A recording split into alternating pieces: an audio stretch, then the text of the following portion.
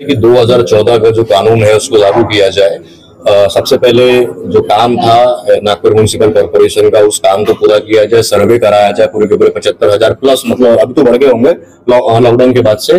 कई काबिल जो लोग हैं वो बेरोजगार हो गए, तो मोदी जी ने जो कहा है कि पकौड़े बेचो, तो लोग अभी पकौड़े बेच रहे हैं, तो उनका सर्वे किया जाए पूरे के पूरे लोगों का। सर्वे करवाने के बाद उनको लाइसेंस दिया जाए, और लाइसेंस देने के बाद एक नया वेंडिंग जोन उनको दिया जाए। यही हमारी क्लियर कट मांग है। जो कार्रवाई हो रही है वो कार्रवाई के ऊपर तुरंत आज के आज उसके ऊपर रोक लगाई जाए, और वेंडर का जो सामान जो चोरी करके भ्रष्ट अधिकारी अपने घर पे लेके जा रहे हैं और स्क्रैप के नाम पे उसको बेच रहे हैं, वो करना बंद करे। उनके कमाई का साधन है, उसके आप थोड़ी सी रिस्पेक्ट करिए, वरना आपका हल्ला बोल हम लोग करेंगे।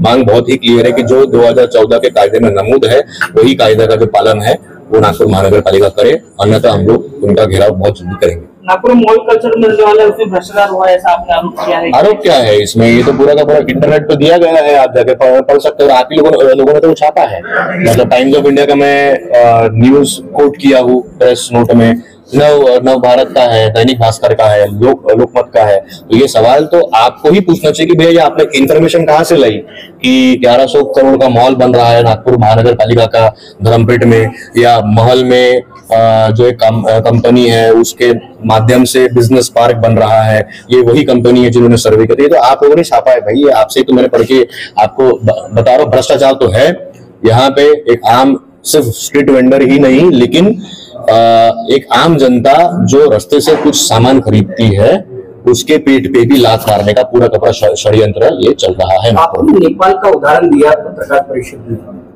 कि युवा ये जन बदलाव कर सकते हैं और ये जन बदलाव हो सकता है। नहीं, वो देखिए, मेरा आंदोलनों के अंदर कोई भरोसा नहीं है। आंदोलन बस एक सत्ता को के ऊपर कोई काबिज है, उसके खिलाफ आप कर सकते हो और उससे आप उसको उतार के किसी नए को बिठा सकते हो। आप नई व्यवस्था नहीं बना सकते। जन बदलाव ये कोई आंदोलन से निकली हुई पॉलिटिकल पार्टी नहीं बनने जा रही है। जन बदलाव जो है ये एक नई व्यवस्था बनने जा रही है, तो इसके अंदर बहुत बड़ा डिफरेंस है।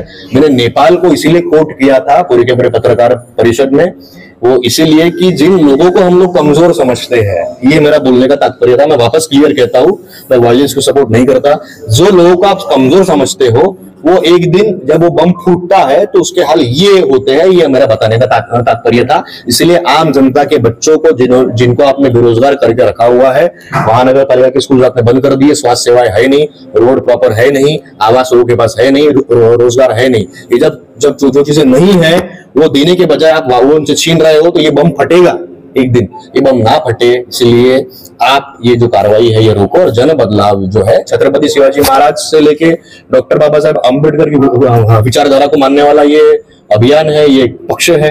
तो हम लोग वायलेंस नहीं करते, लेकिन हाँ, सरकार में ये भूलना नहीं चाहिए कि जनता जो है ये कोई चीज भूलती नहीं है। अगर आप इनके आज पेट पे लात मारोगे तो ये कल चल के आपके वोट बैंक की भी लात मारेगी। सर, 18 तारीख को आप जो पद यात्रा करने वाले हैं उसके बारे में 18 तारीख को नहीं है, कल से मैं एक रोजगार यात्रा कर रहा हूँ पूरे नागपुर में। हम लोग जो है ये स्ट्रीट वेंडर के माध्यम से जितने हमारे भाई है ये हम लोग घूमेंगे पूरे के पूरे मार्केट में, ये सारे लोगों को एकत्रित करेंगे और 18 तारीख को हमारा जवाब मांगने के लिए हम लोग महानगर पालिका के आयुक्त से मिलने वाले हैं 18 तारीख को। लेकिन बात ये एक अकेले में नहीं होंगी, ये 5 लोगों के साथ नहीं होंगी, 70,000 लोगों का सवाल है, तो 70,000 लोगों के सामने ही बात होगी। आपने कहा कि जन बदलाव पार्टी की एक तय की जा रही है और महानगर पालिका स्थानिक चुनाव लड़ने वाली है।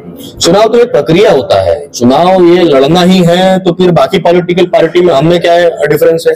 वो हमारा मोटो ही नहीं है चुनाव लड़ना। चुनाव एक प्रक्रिया है, एक एक्सपेरिमेंट हम लोग करके दिखाएंगे, और पत्रकारों को ही नहीं बल्कि पूरे के पूरे नागपुर को और देश को दिखेगा कि समाज के जो लोग हैं जिनको हम लोग कमजोर समझते हैं, वो कैसे क्या एकदम इतने बड़े बड़े लीडर बन गए और वो जनता के मदद से बने हैं। यही हमको दिखाना है। नेता के बच्चों के लिए नहीं, अपने बच्चों के लिए वोट देना है। नेताओं के जात धर्म को देख के नहीं, अपने बच्चों के लिए वोट देना है। खुद के जात धर्म को देख के नहीं, खुद के बच्चों के लिए वोट देना है। मोदी जी को देख के नहीं, खुद के बच्चों के लिए वोट देना है। भारत पाकिस्तान के लिए नहीं, खुद के बच्चों के लिए वोट देना है। भाजपा के डर से कांग्रेस और कांग्रेस के डर से भाजपा, ये बंद करना है। एक नया विकल्प आपको खुद बनाना है। इसलिए ये जन बदलाव पूरा का पूरा मुहिम चालू हुआ और इसी माध्यम से एक नया जो यूनियन है लोकतांत्रिक तरीके से जन बदलाव ने बनाया है। और बेशक आने वाले टीवीसी का कभी भी इलेक्शन होगा तो उसमें यही लोग आपको दिखने वाले हैं, यही मेरा आपको कहना है।